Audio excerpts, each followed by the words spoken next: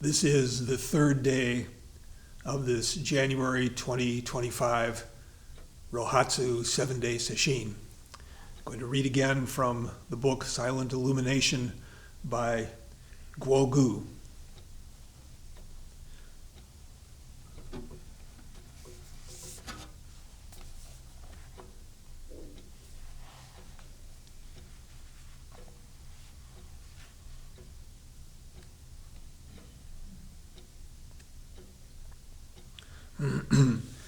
Picking up from the chapter entitled The Underlying Feeling Tones,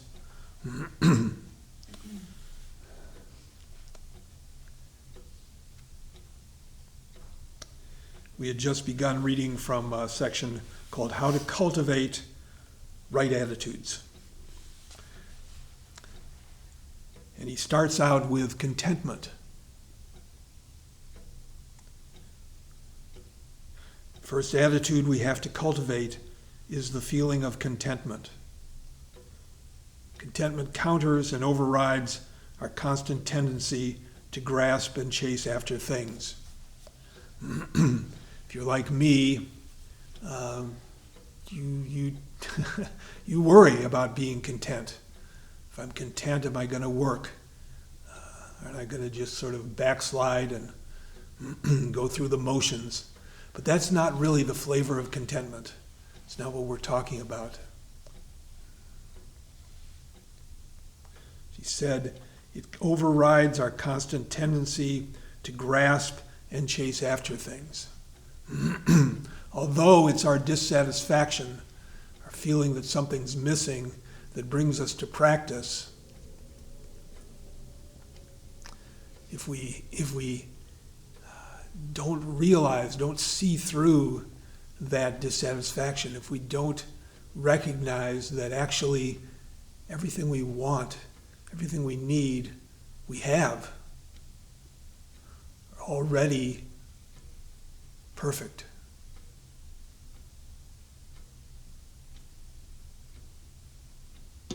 We're amazing. Effortlessly we see sights, we hear sounds, recognize thoughts.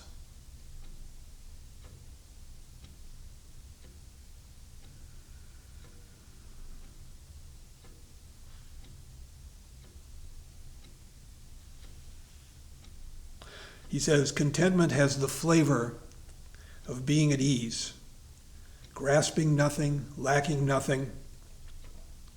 It is being open and leisurely. In this state, we don't make anything into a big deal, while at the same time, we engage with the freshness of each moment. Cultivating an attitude of contentment is engaging with and yet not grasping at causes and conditions.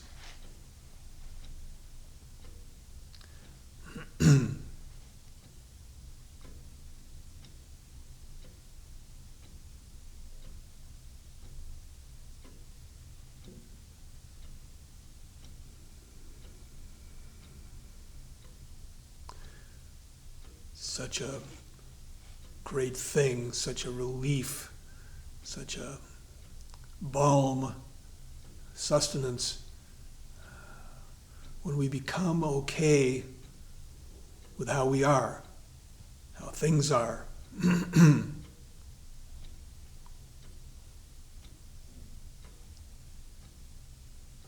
the complaining dies down and we recognize we're okay.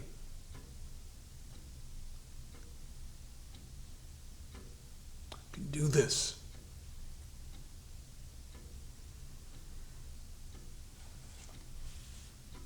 Like the word leisurely. There's no rush.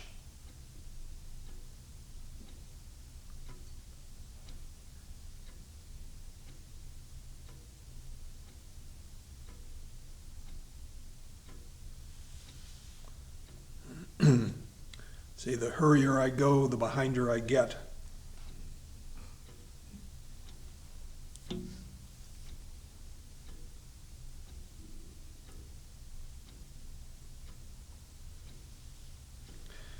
Guogu says we are swayed by causes and conditions when we feel a sense of lack and when grasping is present.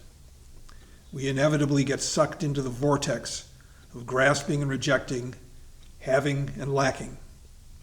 And these polarities bring up all sorts of other issues, such as trying to escape from who we are, or alternately trying desperately to be somebody we're not.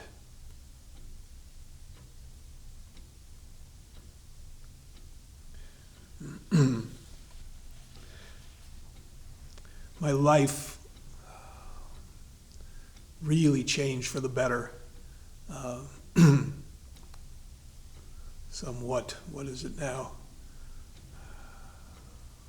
34 years ago, 33 years ago, when I stopped drinking and found myself in AA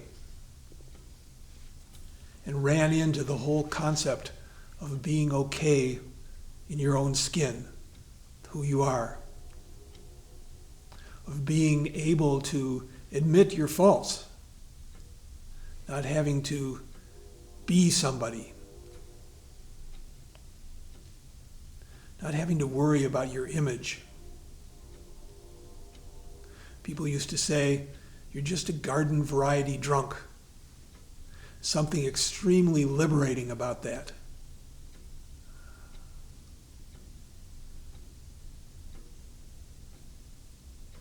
Don't have to be a monkey performing for others. Can work so much more effectively, can work so much harder, really, when we're not trying to live up to an image. We have this feeling of contentment, being okay. Here I am, it's okay.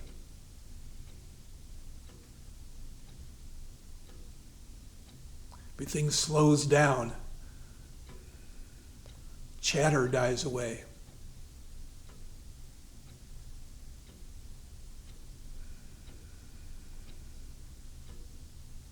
The body becomes calmer, more relaxed.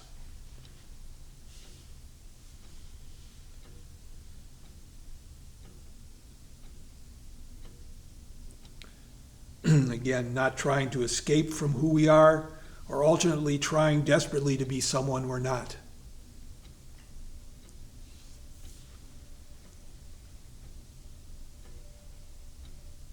There was a rabbi, I think some many, many years ago, centuries ago perhaps.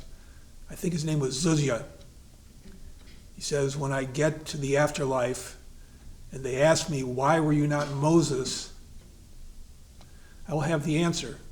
But if they ask me, why were you not Zuzia? I will not know what to say.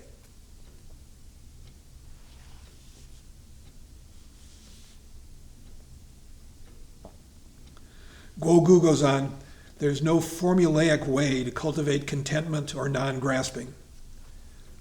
We need to personally explore the flavor of contentment and digest this feeling little by little, becoming familiar with it in our lives. I like the fact that he says little by little. It takes time to change.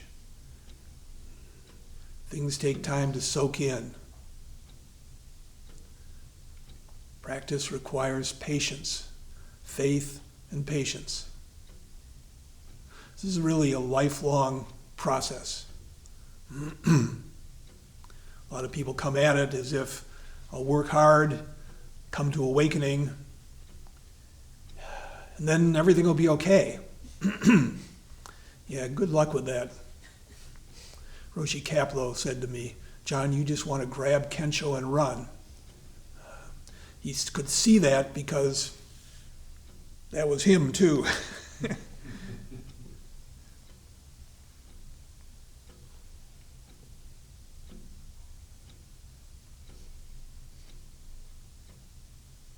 He says we can't just force this attitude of contentment on ourselves and expect to be able to plow through all our problems.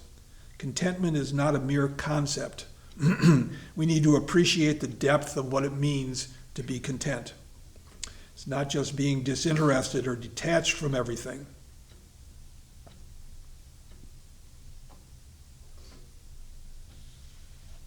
It's not the product of cleverness.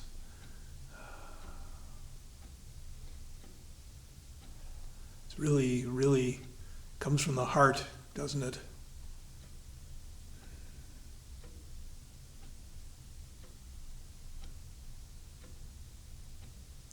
We're okay with things as they are. We're okay with others as they are. When we're content, we're not dwelling in our resentments, keeping score.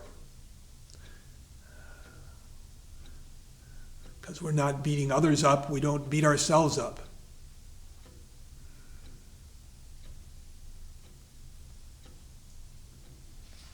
Gogu says, when we're content, we appreciate what we have, and we are able to fully engage with whatever may arise. There's a freshness to it. With contentment, we're able to avail ourselves openly of everything without rejecting anything. In this process, there may be pain and grief, but we are cultivating the ability to feel fully, to be present to whatever arises without judgment. Allowing such feelings to move through us will make us stronger. We are incredibly resilient. Our hearts and minds will eventually accept and release whatever comes through us.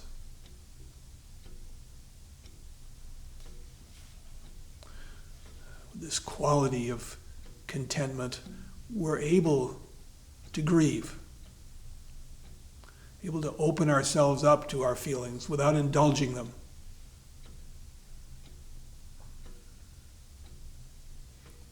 There's a sweetness to life.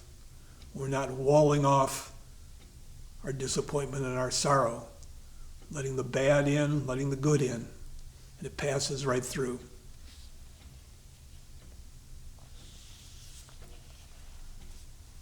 He says, to do this, we have to be in tune with the body and anchor ourselves in it. Contentment resides in the heart, and it has an associated bodily component. Really, everything has an associated bodily component. Every thought, every feeling. It says the easiest way to become familiar with contentment is to physically relax the body. We relax from the crown of the head to the toes, section by section. We relax the skin, the pores, muscles, tendons. This means actually feeling different areas of our body. Most people are so out of tune with their bodies that they really don't know how to relax or what their bodies feel, so this requires practice. This is something outside of sesshin that I've recommended to people and benefited myself, is just having a relaxation practice. Sort of a guided meditation. It's not strictly Zen, but there's one I've heard by John Kabat-Zinn and another guy named Palouse, who it's usually about 20 minutes, 30 minutes of just going through the body from the head to the toe and seeing what's in every part. It's really like doing an inventory, feeling it, letting it go. This ability to relax the body, so supportive for Zazen and for sesshin.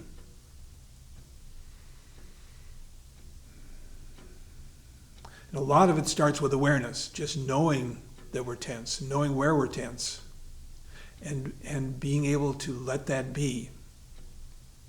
So many negative feelings that we have, whether they're physical or mental, the first reaction, the default, is to wall them off, push them away, go for denial.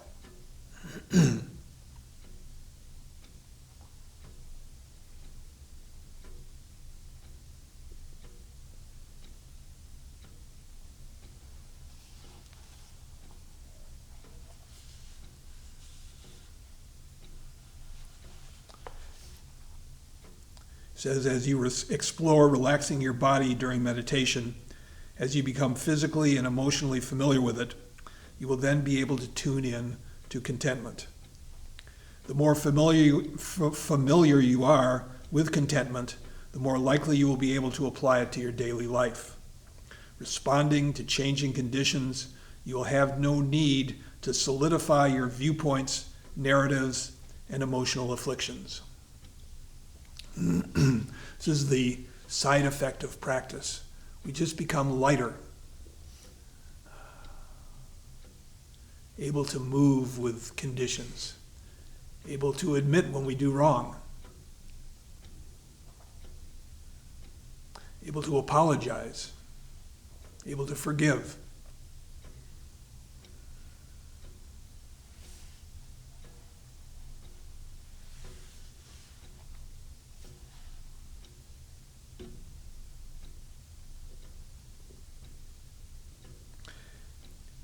He goes on, being in tune with bodily feelings of contentment and non-grasping releases physical pain. For example, sometimes after long hours of sitting meditation, we experience waves of bodily pain and an attitude of repulsion sets in. Naturally, we want to escape the pain. If we are oblivious to the subtle undertone of repulsion, the pain becomes more acute and intractable. Soon our whole body is burning up. However, when we expose what is happening within us, we can detect whether we are feeling aversion. Perhaps we are bolstering this discomfort with stories and images. Is there an underlying tone of fear? When aversion is present, pain becomes exaggerated.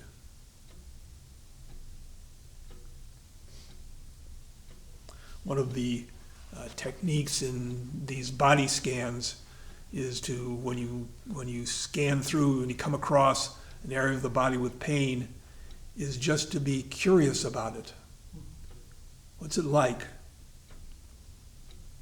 Does it come and go? Does it wax and wane? Is it steady? Is it dull? Is it sharp? Am I tensed up around it?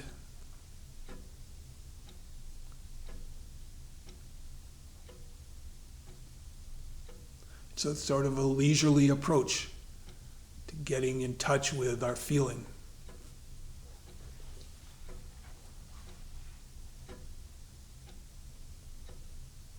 He says, if any of these negative feelings are present, we need to first expose our attitude and then relax the body physically. Only then will it become easier to soften our negative feelings and to release them. Actually, the exposing and relaxing are in themselves a way of working with these negative feelings. This work will naturally bring about a shift in our attitude towards physical discomfort. Not only does our threshold for it increase, the pain itself actually becomes bearable. But if we can't even recognize how we're feeling and how it's shaping our actual experience, how can we let go of negative mental states? There are a lot of interesting experiments that have been done with pain and meditation. Just to summarize the basic finding, people who meditate are far, far more tolerant of pain. Done various setups where they hook meditators up to electric shocks and compare their tolerance to that of people who don't meditate. There's another one where just put your hand in an ice bucket and see how long you can leave it there. Now that we've all done more than 2 days of sitting, could probably all stick our hands in an ice bucket for longer than when the sesshin began. What an accomplishment.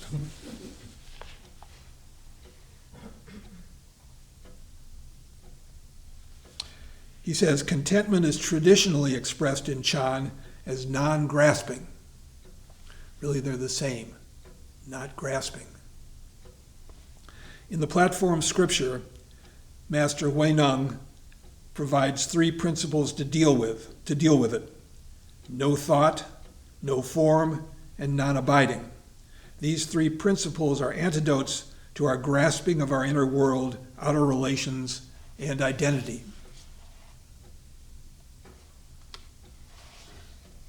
In order to appreciate these three principles, we need to recognize grasping as a deep-seated feeling tone. It's a sense of lack, a thirst for something.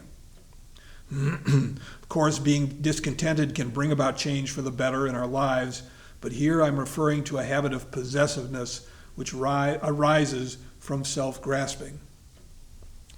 Hui Ning says, "Good friends, since the past, this teaching of ours has first taken no thought as its principle, no form as its essence, and non-abiding as its foundation.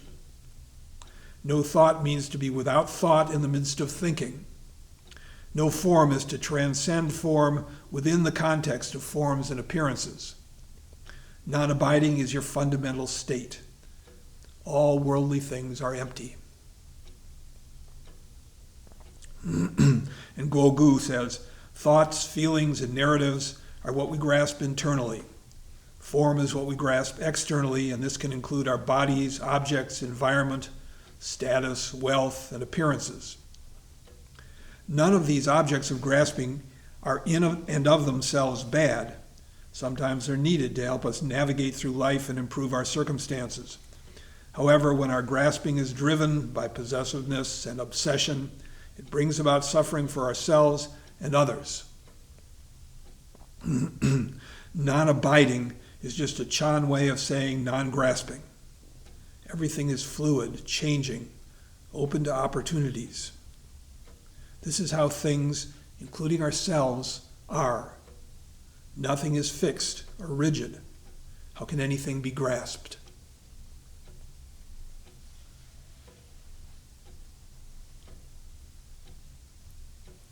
Grasping and rejecting are always based on our self-referential obsessions. If we are captivated or repulsed by whatever comes up in our practice, then it gains power over us and the problem becomes worse. When difficulties arise, it is important to see them clearly, accept them, work with them, and let them go. The true nature of things is non-abiding, fresh, and dynamic. Relating to our feelings and thoughts through grasping and rejecting ruins everything. If we grasp at them, then we're going against their nature. We suffer and probably cause everyone around us to suffer. When we grasp and reject, we're ultimately concerned with me, I, and mine. We're thinking self-referentially, thinking of ourselves. The habit of grasping is an addictive behavior. We all have it to one degree or another.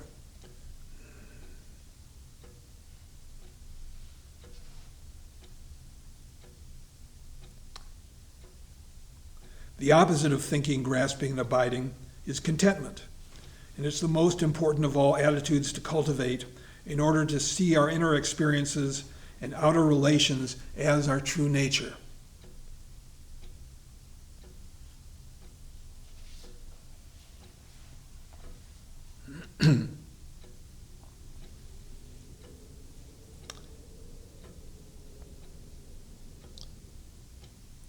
Says, how do we relate to our inner experience?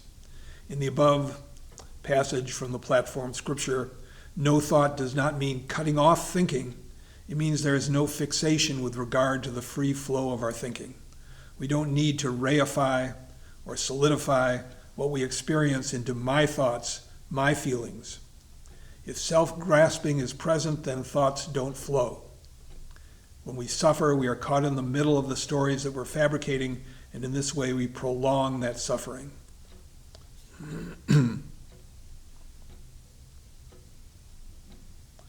Find ourselves thinking the same thing over and over and over again.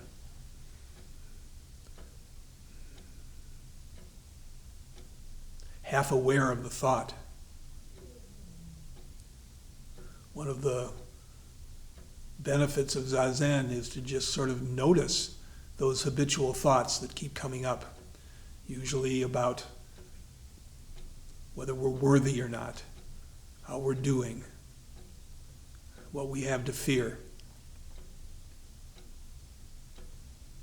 Once you notice they arise again and again, they lose some of their power. Begin to see how tedious and pointless so many of them are. Gogu says, ordinarily our happiness is completely dependent on thoughts, narratives, concepts, and words. So if we have negative, self-disparaging thoughts and we automatically identify with them, we will feel very unhappy. If someone praises us and we identify with that, then we will feel very happy. This is quite normal. Unfortunately, when we're tethered to our thoughts, we actually lose our autonomy. Like a puppet, we are tied up by the strings of our thought, completely at the mercy of our narratives. Problem is not with thoughts. The problem is with the strings that tie us to those thoughts, our grasping and rejecting. We can say the problem is that we believe those thoughts.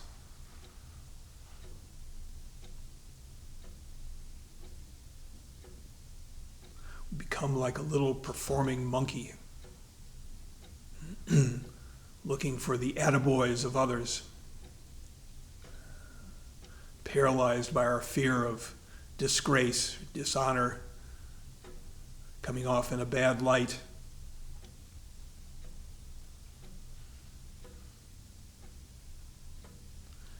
Anthony DeMello says that's not human. That's not human living, to be like a little puppet.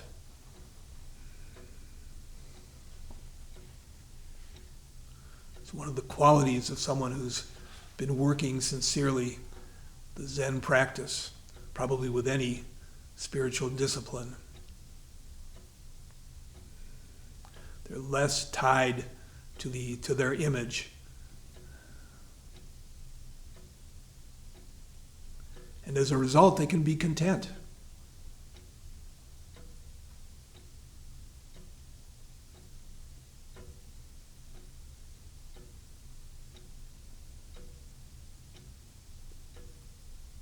Okay with being imperfect.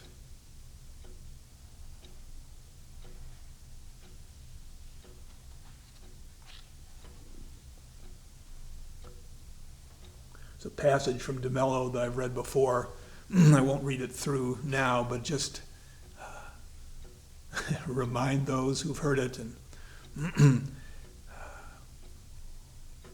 there used to be a book out called I'm Okay, You're Okay. Well, I'm sure it still exists. It was quite a phenomenon, sort of a self-help, one of the early self-help books. I'm okay, you're okay. DeMello said he would like to write a book entitled I'm an ass, you're an ass. Says how liberating it is when we admit that we're an ass. And he makes a distinction between I and me. There's our I is our nature, our true self. And the me is all our conditioned habits and ways that have built up over the years due to our conditioning.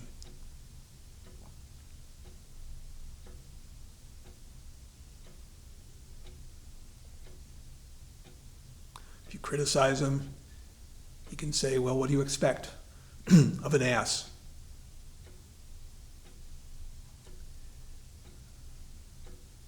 There's a freedom in being realistic.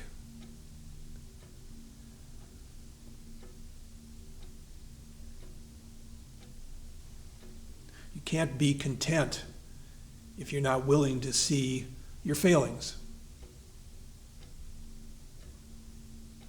It's one of the great things about doing prostrations. It's just the humility of lowering your forehead to the floor.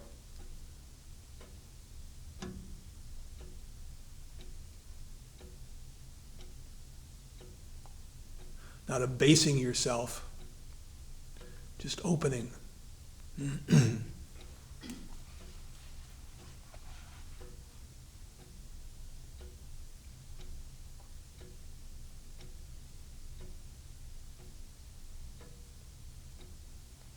He says, here thought has two levels of meaning.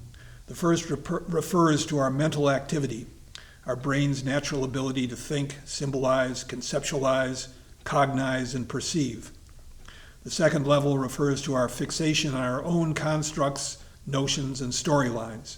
In other words, our tendency to reify ideas, that is, make them concrete, reify ideas and feelings into discrete realities, into things.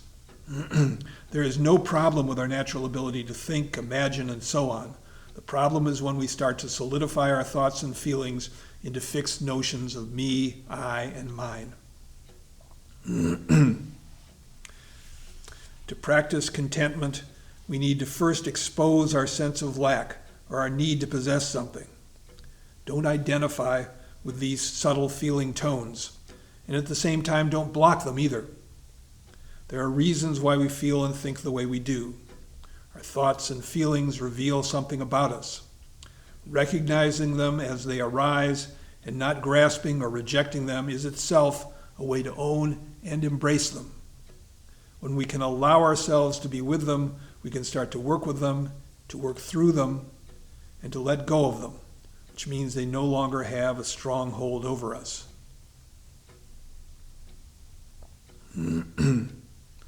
Always start by seeing. What we think is bad news is often very promising. It's good to see that, to be reminded. We have a chance to work with those things. If we're not grasping and rejecting, we have some distance, there's some space. He says we generally believe that the way we think about ourselves is how we actually are. We cannot distinguish between our thoughts and the reality of who we are. Moreover, we tend to treat ourselves according to whatever subtle feelings we happen to have at the moment. If we're feeling negative, we don't see anything good about ourselves. When we're in a good mood, even a shortcoming is adorable. This projection happens so quickly that we don't usually recognize it, but this subtle feeling is what the passage above calls thought. So when you feel something within, recognize it, but don't reify, identify, and solidify it into a thing. Definitely don't build a whole narrative around it. This is the meaning of practicing no thought amid thoughts. It's learning to have a healthier relationship with our thoughts instead of being conditioned by them, instead of being controlled by them, manipulated by them.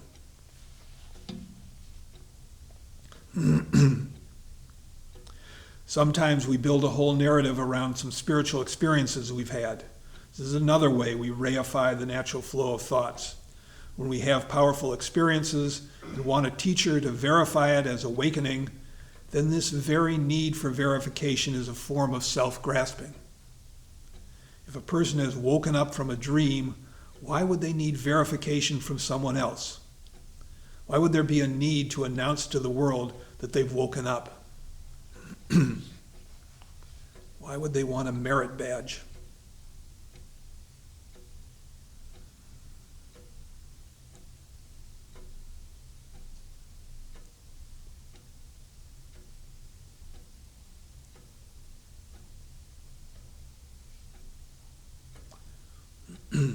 Teacher can have mixed feelings about confirming the insight of a student. Doesn't always help. And it can be made into a thing.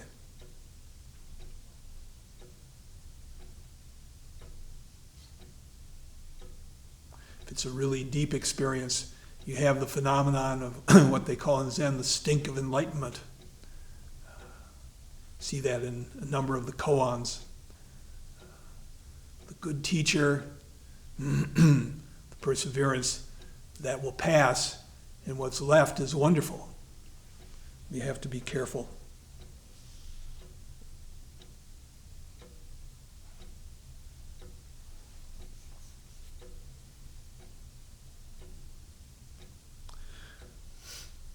The free flow of our minds is the wonderful dynamic activity of our creativity and intellect. There's no need to stop thoughts. At the same time, it's necessary to develop the ability to be free from thoughts.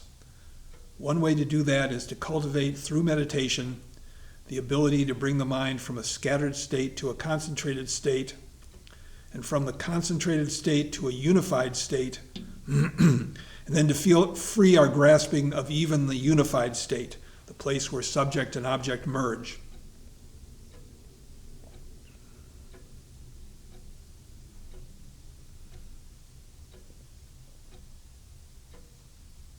Concentration is something much easier to do in a sesshin.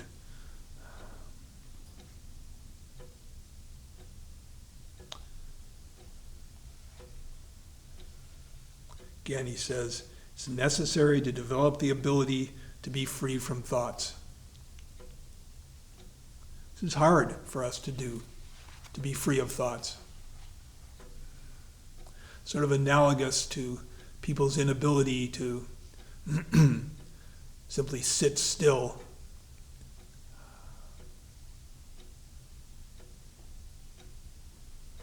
As the French philosopher Pascal said, inability to sit alone in a room.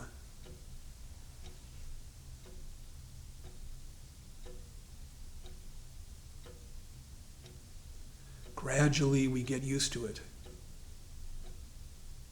It takes a while. It's enjoyable to be free of thought. But it's unfamiliar. And we lapse back in, we go in and out. Over time we learn it's a place of refuge, it's our home. Can move so much more efficiently, so freely. Can turn from one thing to another as is needed. We're not constantly pawing through our thoughts. It's enjoyable.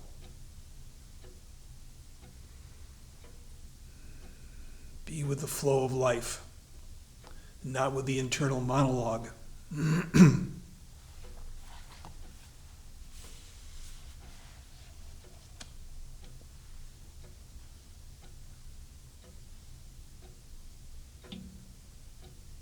Next section is no form. It says, no form is a teaching on how to relate to the external world. Ordinarily, we grasp appearances and characteristics as discrete things, but there's really not a single thing. Nothing is fixed. There is no fixed objective reality. To transcend form within the context of forms is a teaching on not denying or divorcing ourselves from form, but allowing all appearances and characteristics to be without us contaminating them with our projections, ideas, and feelings. We must engage with the world while at the same time we have no vexations about it. When there's room for improvement, we try our best to improve the world of form. When things need to change, we make the change. But emotional afflictions only lead to more vexations. They can contaminate and ruin everything we see, hear, smell, taste, and touch. How do we contaminate forms and appearances? We defile them by attaching to them and making them things out there. When we make everything into a thing, everything we touch can become a problem. For example, I have a student who makes a big deal out of everything. Every task she takes on, however small, she makes into a thing. And it's always a struggle, always complicated, because she overthinks things. I have another student, and for him, everything he encounters is not a big deal. Yet because he feels it's not a big deal, all sorts of unexpected things come up, and he makes mistakes. Still, that doesn't really bother him. Both attitudes are problematic. Both follow their own ideas about things out there. Both have contaminated the form with their own habit tendencies. This is not the meaning of no form. Engage with forms and appearances, do what is appropriate, but without grasping onto a fixed way of doing things.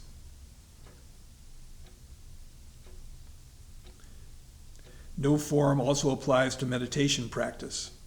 The platform scripture says, "Good friends, what is meditative concentration?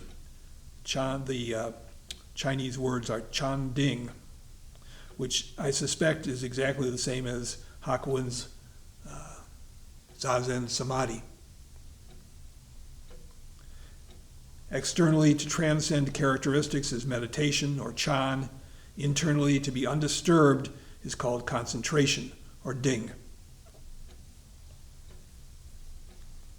This passage says that meditation means not to be externally swayed by causes and conditions, and not to be internally disturbed by our own thoughts and feelings. But to do this, we have to first become aware of what's going on inside us, how we're projecting our own standards, ideals, and expectations onto the world of form. So no thought is intimately connected to no form. How we feel inside is how we relate to others outside. We externalize our internal habits.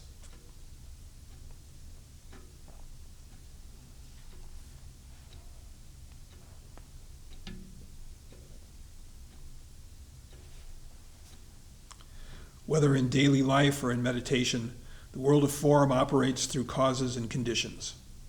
All appearances are fluid. How then do we work with the changing appearances of form?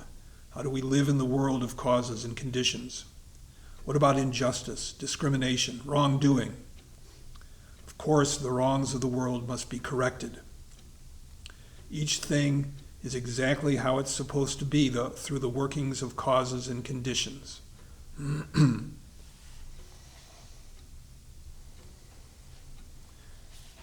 This means we need to engage with causes and conditions if we are to better the world. Causes and conditions are about relationships. Working with various relationships, we have to recognize, adapt, wait, and create the right causes and conditions for change. Otherwise, emotional afflictions will follow our every move.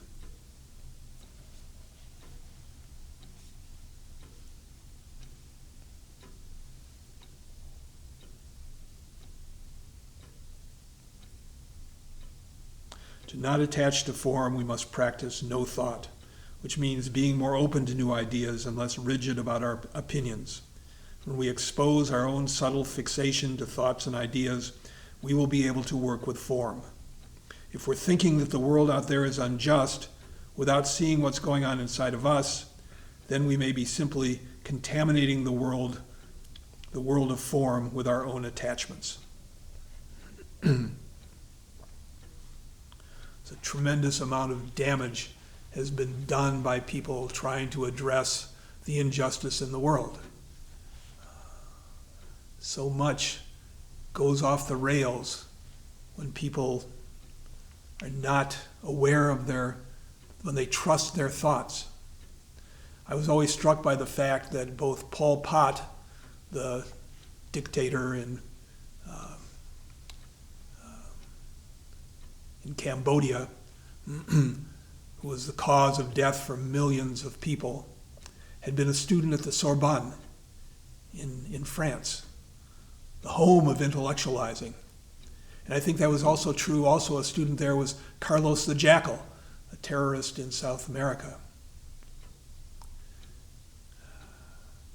If you just follow thought, without being grounded, without feeling, without intuition, without fellow feeling, you can do a tremendous amount of damage.